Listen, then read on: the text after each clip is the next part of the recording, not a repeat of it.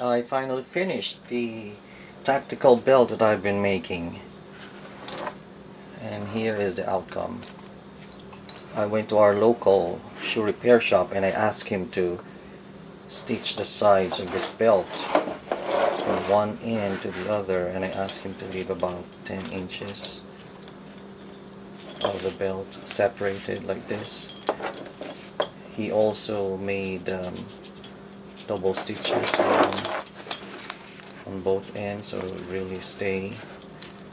And as I mentioned in the previous video, I added a spine inside made of polycarbonate plastic.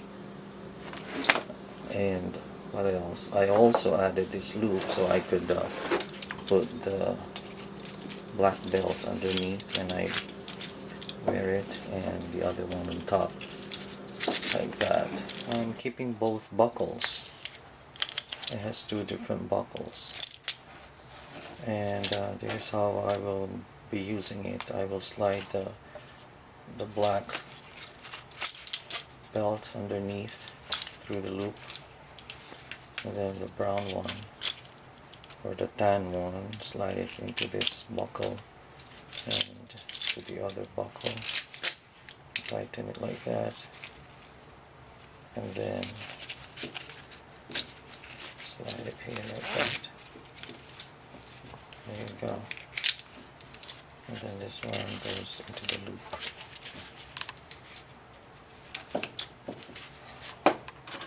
And then this one, I could probably use this so to where I can attach my carabiner for like an emergency rappelling thing. You know. So the belt turned out really great. It's so strong and stiff and hard. You cannot even squeeze it.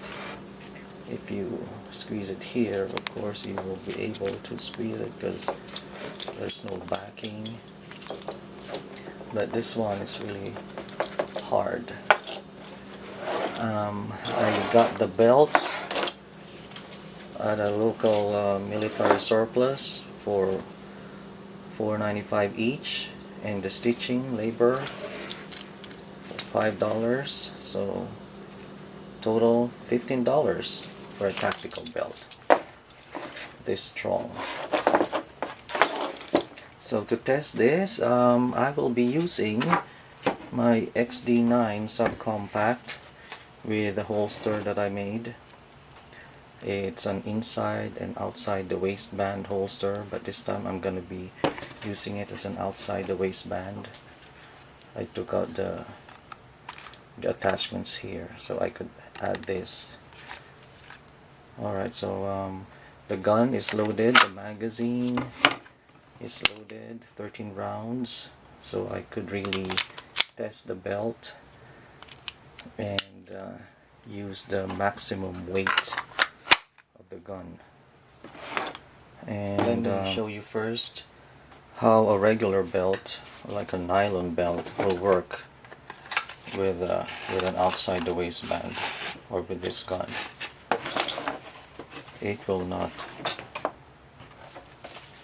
the belt will not support the weight of the gun because it's so soft.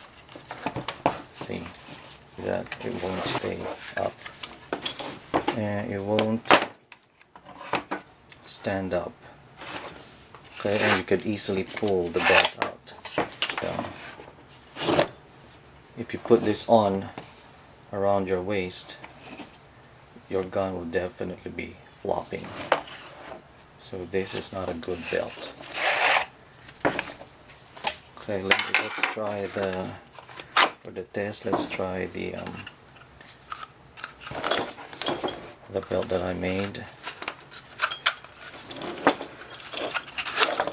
And the belt is 1 3/4 inches, and so there is enough friction to hold the holster. I could not even slide the belt out easily. See that? Unlike the floppy belt, you can easily slide it out. This one, there's friction. And you can even let your gun stand on its own. See that? The belt supporting the gun. And if you lift it up, see, it's not flopping.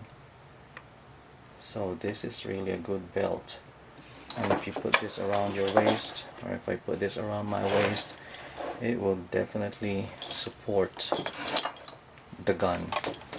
Could really support the gun. And mind you, the gun, this is a heavy gun. With a loaded magazine, it's about 35 ounces compared to a Glock, which is about only 26, I think, 26 ounces. It is quite heavy gun. So another test is you should be able to crank your gun using the belt or the holster. Let me try it on. Here's the belt that I made. It fits really well. It's snug. It supports the weight of the gun and the holster. It doesn't flop. I could even use a magazine holster and put it here, and it's really stable. Now let's test if we can crank the gun using the belt, one hand. There you go.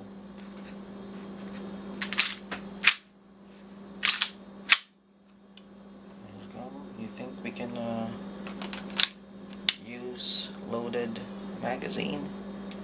Let's try if it will work.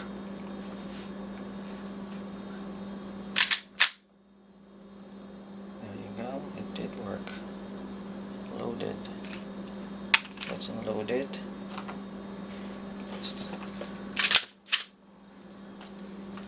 Let's try it again. Let's try cranking it in the holster, Kydex holster. Did work. There you go. Unload it again. Last one again on the belt. There you go, loaded. I guess it passed the test.